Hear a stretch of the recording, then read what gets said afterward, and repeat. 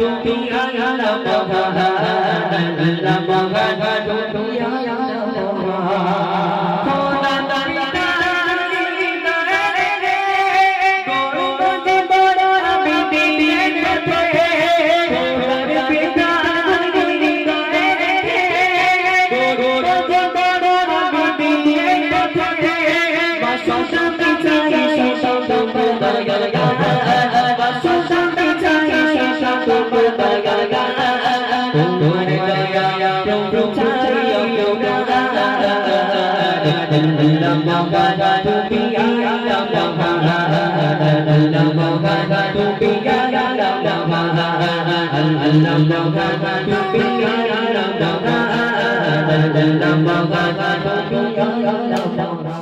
আলাইকুম গাইস, দেখতে পাচ্ছেন এই সেই ফিরাউন যার কথা আল্লাহ তাআলা কোরআন শরীফের মধ্যে উল্লেখ করেছেন।